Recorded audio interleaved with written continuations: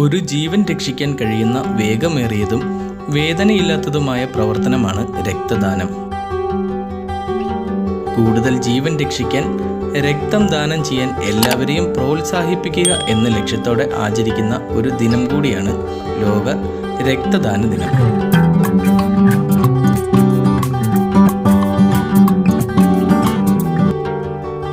രക്തദാനത്തേക്കാൾ മഹത്തരമായി മറ്റൊന്നില്ല എന്ന് ഓർമ്മപ്പെടുത്തി എല്ലാ വർഷവും ജൂൺ 14 ലോക രക്തദാന ദിനമായി ആചരിക്കുന്നു.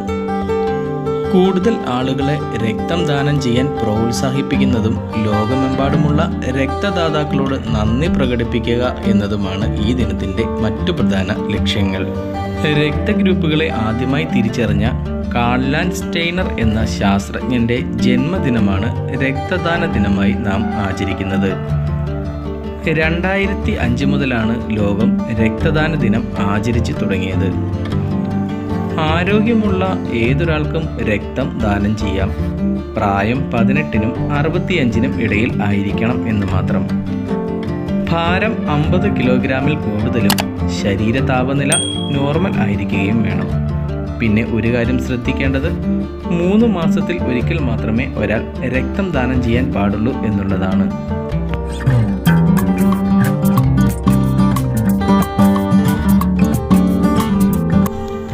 HIV, എയ്ഡ്സ്, ഹെപ്പറ്റൈറ്റിസ് എന്നിവയോ രക്തത്തിലൂടെ പകരുന്ന രോഗങ്ങളോ ഉള്ളവർ രക്തം ദാനം ചെയ്യാൻ പാടില്ല.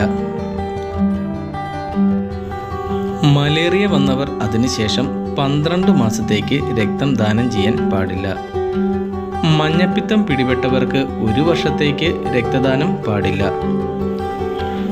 ഉയർന്ന രക്തസമ്മർദ്ദം ഉള്ളവർ, പ്രമേഹ രോഗത്തിൻ്റെ പാർശ്വഫലങ്ങൾ ഉളവായിട്ടുള്ള വ്യക്തികൾ എന്നിവർ രക്തദാനത്തിന് യോഗ്യരല്ല. സ്ത്രീകൾ ഗർഭധാരണ സമയത്തും മുലയൂട്ടുന്ന അവസരത്തിലും രക്തദാനം നടത്താൻ പാടില്ല.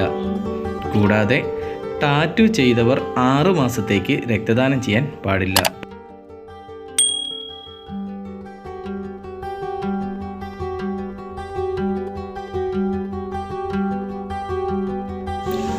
രക്തദാനത്തിലൂടെ അനേകം ജീവൻ രക്ഷിക്കാൻ കഴിയുന്നതിനോടൊപ്പം രക്തദാതാവിനും നിരവധി ഗുണങ്ങൾ ലഭിക്കുന്നു. ആവർത്തിച്ചുള്ള രക്തദാനം ശരീരത്തിലെ രക്തചംക്രമണ വ്യവസ്ഥയെ ശക്തിപ്പെടുത്തുകയും ഹൃദ്രോഗം പോലെയുള്ള ജീവിതശൈലീ രോഗങ്ങളെ ഒരു പരിധിവരെ ഇതിലൂടെ നിയന്ത്രിക്കാനും സഹായിക്കും. കൂടാതെ രക്തദാനം ചെയ്യുമ്പോൾ അതിലൂടെ വിവിധ രോഗങ്ങൾക്കുള്ള പരിശോധനയും നടത്തപ്പെടുന്നു. രക്തം ദാനം ചെയ്യൂ, ലോകത്തെ തോൽപ്പിക്കൂ എന്നതാണ് രക്തദാന ദിനത്തിലെ ഈ വർഷത്തെ ആപ്തവാക്യം.